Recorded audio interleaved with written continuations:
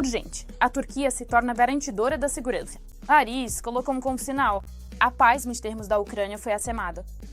Zelensky pressionou os aliados até o fim. A OTAN entra na Ucrânia. Nocaute histórico para o Kremlin. Enquanto Putin esperava a capitulação de Kiev, em Paris aconteceu aquilo que ele temia mais do que a morte. Os aliados selaram a paz com suas assinaturas. A frota e a força aérea foram lançadas na batalha. Um punho de ferro pairava sobre o Kremlin. Os EUA deram meia horca. Vitkov confirmou oficialmente. Obrigado. Putin foi agarrado pelo pescoço com esses documentos. Falaremos mais sobre isso adiante. Assista até o final. Bem-vindos! Você está assistindo Ucrânia Hoje. Com vocês, Solomia Dolik e as últimas notícias. A Turquia pode se tornar a principal garantidora da segurança do Mar Negro e da paz na Ucrânia. Foi o que declarou o ministro das Relações Exteriores da Turquia, Hakan Fidan, após a reunião da coalizão dos interessados em Paris. Acredito que estamos muito próximos de uma paz duradoura. Pelo menos, vemos que as questões-chave para a paz estão sendo discutidas ativamente. A segurança do Mar Negro, claro, naturalmente recai sobre a Turquia, como membro da OTAN com a maior frota da região. Nesse sentido, houve um progresso significativo. O ministro destacou que a Turquia está pronta para assumir uma missão naval militar, garantir a segurança do Mar Negro dentro das garantias que serão oferecidas à Ucrânia. E isso não se trata apenas de segurança no mar. Fidan também falou sobre a reconstrução econômica da Ucrânia após um possível acordo de paz. Não há país mais capaz de curar feridas do que a Turquia. Sabemos como restaurar nossos próprios recursos e ajudar aqueles que precisam. Com nossa experiência e os investimentos da comunidade empresarial, podemos contribuir para a recuperação econômica da Ucrânia.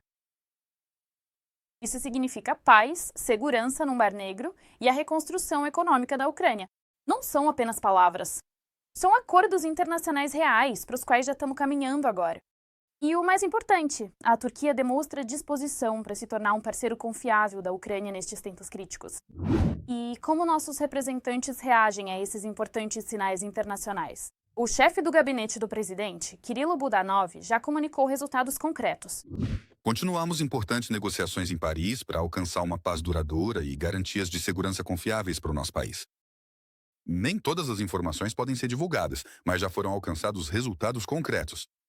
Os interesses nacionais da Ucrânia serão protegidos. Choque. Paris colocou um ponto final. Paz nos termos da Ucrânia. Os aliados de Kiev selaram a decisão com assinaturas. Garantias para a Ucrânia. Assinado. Declaração sensacional de Keir Starmer. O Reino Unido e a França vão instalar bases militares na Ucrânia. Após a reunião da coalizão dos interessados, o presidente da Ucrânia, Volodymyr Zelensky, assinou com os líderes da França e do Reino Unido uma declaração sobre o desdobramento na Ucrânia de um contingente militar multinacional, a Pogoreno. O presidente Macron, em uma declaração oficial, enfatizou e destacou que a formação e a subsequente criação de forças multinacionais robustas e bem organizadas constituirão uma garantia de ferro, absolutamente inabalável e essencial para a segurança e a soberania da Ucrânia, especialmente após a eventualidade de um cessar-fogo duradouro e a subsequente estabilização da região.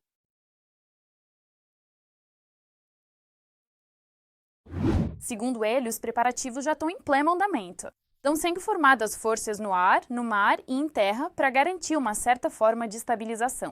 No dia seguinte ao cessar-fogo e a uma certa distância da linha de contato. Zelensky acrescentou que a Ucrânia já tem detalhes concretos em mãos. Posicionamento, efetivo, tipos de armamentos e composições das forças que podem agir. Nós entendemos qual país está pronto para quê. De todos os países da coalizão interessados. Zelensky destacou que a declaração é um sinal de determinação e o início do trabalho sobre obrigações jurídicas relativas às garantias de segurança. E o mais importante, ele também enfatizou que os Estados Unidos estão no jogo, prontos para monitorar o fim da guerra, garantindo logística e dados de inteligência. O documento também registra o compromisso dos Estados Unidos de apoiar as forças em caso de um novo ataque, por parte da Rússia. E isso não é tudo. O primeiro-ministro da Bélgica anunciou que o país está pronto para contribuir para garantir a paz na Ucrânia. Bruxelas vai se concentrar nas áreas onde tem mais capacidade e está pronta para empregar aviação e frota. A reunião de hoje da coalizão dos interessados em Paris foi produtiva e decisiva. Nossa contribuição será concentrada, em particular no fornecimento de forças aéreas e navais, bem como na realização de treinamentos, onde a Bélgica pode dar uma contribuição concreta e significativa. A Suécia está entrando no jogo. Estocolmo declarou estar pronto para fornecer à Ucrânia caças Gripen e destinar recursos para o desminamento do Mar Negro, após a assinatura do acordo de paz com a Rússia. Quando um acordo de paz for alcançado na Ucrânia, a Suécia está pronta para contribuir com garantias de segurança para a Ucrânia e o restante da Europa.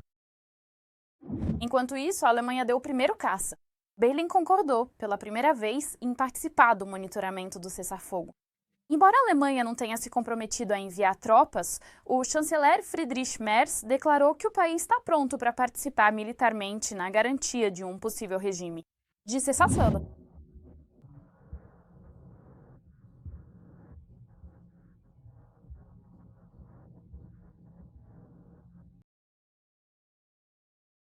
O estilo de vigilância é uma responsabilidade europeia pela segurança da Ucrânia e pela segurança europeia em conjunto. Hoje estamos discutindo. O apoio está no máximo, confirmou o primeiro-ministro da Tchequia. A iniciativa de fornecimento de munições para a Ucrânia continua. Praga continua sendo a coordenadora do projeto e o financiamento será garantido pelos parceiros. A Itália é a favor, mas sem o envio de tropas. Parece que Paris mudou o rumo. Os negociadores americanos finalmente deram sinal verde para a paz. A Ucrânia e os Estados Unidos conseguiram chegar a um acordo, deixando as ambições da Rússia de fora.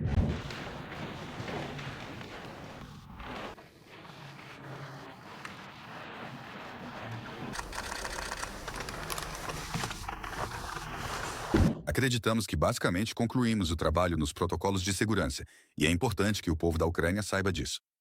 Quando isso terminar, será para sempre.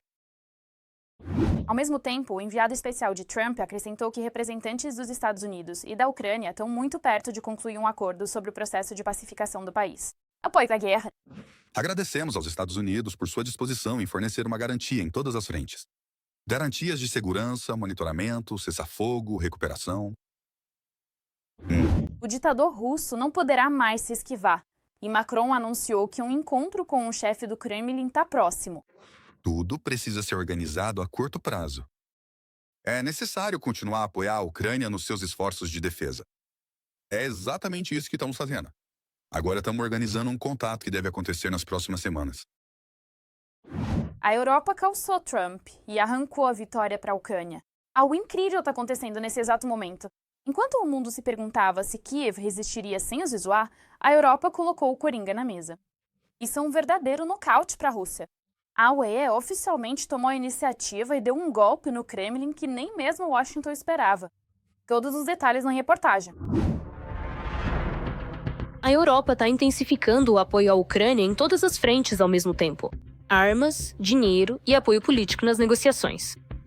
O apoio à Ucrânia é grande. O apoio à Ucrânia é grande. O apoio à Ucrânia é grande. O apoio à Ucrânia é grande. Desde o início da guerra em grande escala, o Reino Unido deu um apoio muito importante para a Ucrânia. Ofereceu à Ucrânia um acordo de cooperação técnico-militar, e estamos falando de uma cooperação de longo prazo. Ou seja, fica claro que o próprio fato da existência do Estado ucraniano nunca foi colocado em dúvida. E isso foi durante os combates mais intensos contra a Federação Russa. A Europa também continua fortalecendo a Ucrânia do ponto de vista militar.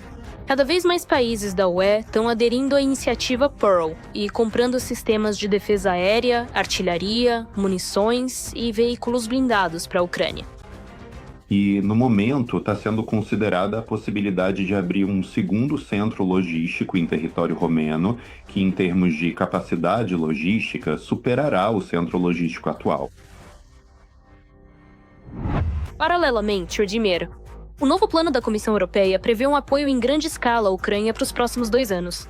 A presidente da Comissão Europeia, Ursula von der Leyen, desempenha um papel fundamental nisso. Os Estados-membros concordaram em financiar a Ucrânia por meio de empréstimos da UE nos mercados de capitais, no valor de 90 bilhões ao longo dos próximos 2 anos. É importante que a Ucrânia só começará a pagar o empréstimo depois de receber as reparações. Até lá, os ativos russos congelados permanecerão bloqueados, e a União mantém o direito de usar os fundos disponíveis para financiar o empréstimo.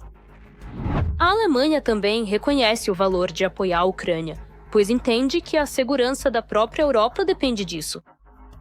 De qualquer forma, enquanto eu tiver a oportunidade de expressar minha opinião, não vamos repetir os erros de 2014, que consistiram em deixar a Ucrânia ainda mais vulnerável ao acesso da Rússia sem garantias de segurança. Como resultado, também foi anunciada a ajuda financeira para o ano de 2026. O governo da Alemanha anunciou o aumento da ajuda técnico-militar à Ucrânia para 11 bilhões, ou seja, 2,5 vezes mais. E isso, em primeiro lugar, é um sinal político para a Federação Russa, de que os países do Ocidente, principalmente do continente europeu, não estão cansados da guerra na Ucrânia. Além disso, o papel-chave nas garantias de segurança para a Ucrânia não é do EUA, mas sim da própria Europa. A declaração mais recente do presidente ucraniano é de que unidades militares britânicas e francesas estarão presentes no território do nosso país como garantidoras da segurança após a conclusão de um possível acordo de paz. Esse é um claro sinal político, tanto o ZA quanto a Federação Russa.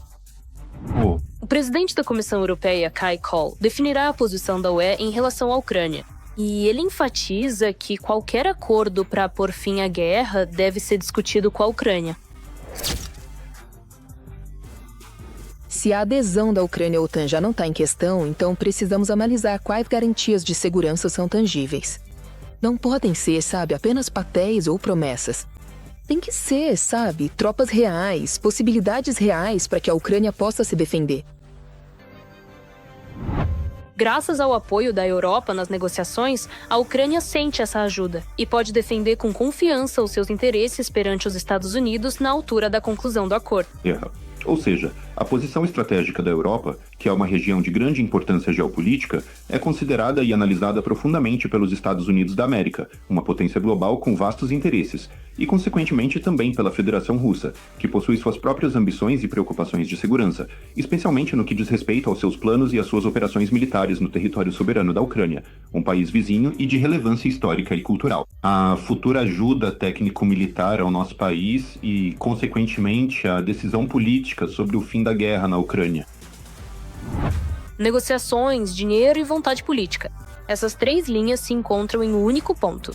A Europa deixa claro o apoio à Ucrânia. Essa é uma escolha estratégica e de longo prazo.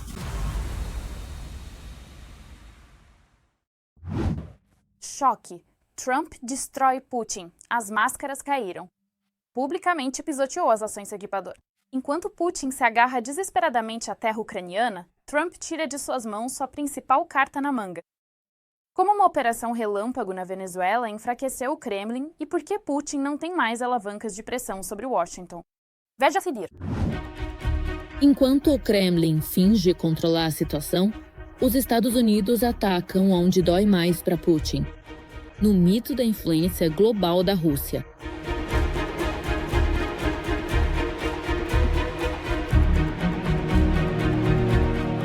A Rússia, com uma retórica ostensiva, condenou a operação militar do ZUA na Venezuela e a derrubada de Nicolás Maduro.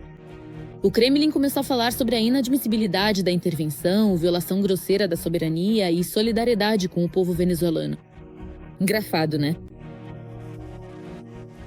Como observa o comentarista do Telegraph Samuel Ramani, essa retórica refletia as antigas parcerias de Moscou com o regime de Maduro e um modelo já testado ao longo dos anos. O modelo, a condenação das intervenções militares ocidentais. Mas por trás das declarações barulhentas, havia uma realidade desconfortável para o Kremlin. A queda em glória e abrupta de Maduro foi um golpe humilhante para o prestígio internacional da grande Rússia e suas ambições de influência na América Latina. Moscou se viu mais uma vez no papel de observadora, não expressando indignação ruidosa, mas completamente impotente. Desde a intervenção militar em defesa dos interesses do presidente sírio Bashar al-Assad em 2015, a Rússia se posicionou como um parceiro confiável para regimes autoritários em crise. No entanto, a derrubada de Assad em dezembro de 2024 e a inação da Rússia durante a guerra Irã-Israel em junho de 2025 lançaram dúvidas sobre essa ilusão. E o colapso repentino de Maduro destruiu completamente o sistema. Um golpe adicional foi desferido contra a reputação das armas russas. Comentaristas pró-Kremlin garantiram durante anos que os sistemas de defesa antiaérea instalados na Venezuela seriam capazes de conter até mesmo os Estados Unidos. Mas a realidade foi diferente. Os sistemas russos S-300 e S-400 não protegeram nem Caracas, nem Damasco, nem Teherã. E nem precisa ir muito longe, eles não conseguem nem mesmo proteger o próprio céu dos drones ucranianos. Isso não é apenas uma humilhação para o Putin. É uma situação emblemática, justamente para a Rússia e para a China, mostrando que os Estados Unidos estão de volta, que eles têm a capacidade de realizar operações tão brilhantes, de forma organizada, pressionando aqueles que começam a abusar, em primeiro lugar, disso aí. Aquela situação de segurança que os Estados Unidos criaram para promover seus próprios interesses. E é por isso que eles se mostram. E, claro, a liderança da Venezuela, eu acho que está tudo claro. Que é a doutrina Monroe, que basicamente declara que os Estados Unidos da América não querem ninguém na América Latina. Nem China, nem Rússia, nem qualquer outro, que possa atrapalhar o avanço dos interesses dos Estados Unidos. Sim, e assim continuará sendo. O próximo provavelmente será ou a Colômbia ou Cuba. Washington não vai permitir que a Venezuela se transforme em uma base para as atividades do Irã, Rússia, China, Hezbollah e dos serviços secretos cubanos. Foi o que declarou o secretário de Estado do ZAUA, Marco Rubio, em entrevista à NBC News. Nós nos preocupamos com as eleições, nos preocupamos com a democracia, nos preocupamos com tudo isso. Mas, acima de tudo, o que mais nos preocupa é a segurança, o bem-estar e a prosperidade dos Estados Unidos. E é nisso que vamos focar, antes de tudo, aqui. Quer dizer, estamos lutando contra organizações, contra o tráfico de drogas, não contra a Venezuela. E esse não foi o único sinal que o Kremlin recebeu de Washington. Quase ao mesmo tempo da história venezuelana, Donald Trump publicamente questionou uma das afirmações importantes do ditador russo. O presidente do ZEUA declarou que não acredita nas histórias do Kremlin sobre um ataque ucraniano à residência não oficial de Putin. Eu não acredito que tal ataque tenha acontecido. Algo aconteceu ali perto, mas não teve nada a ver com isso. E enquanto o Kremlin perde os últimos resquícios de confiança em si mesmo, Kiev, ao contrário, está cada vez mais fortalecendo suas posições no cenário mundial. O presidente da Ucrânia, Volodymyr Zelensky, declarou que a retomada das negociações de paz e até mesmo um encontro entre os líderes pode acontecer já em janeiro. Segundo ele, a Ucrânia tem um plano claro, passo a passo, para avançar pelo caminho diplomático. E ele já foi colocado em prática. Nosso plano é o seguinte. Amanhã, representantes dos estados maiores, chefes dos estados maiores e outros representantes partirão para a Europa, de países do setor militar. E isso vai durar um dia, eles vão trabalhar na França, em Paris. Depois disso, haverá uma reunião de líderes e os documentos de segurança serão finalizados. Os líderes vão discutir muitas questões diferentes, mas o foco será nas garantias de segurança e na reconstrução. Durante esses encontros, haverá reuniões com a equipe do presidente Trump. O próximo passo é a preparação de um grande encontro em nível de líderes já nos Estados Unidos. E como destaca Zelensky, Kiev gostaria que todo esse percurso diplomático fosse concluído até o final de janeiro.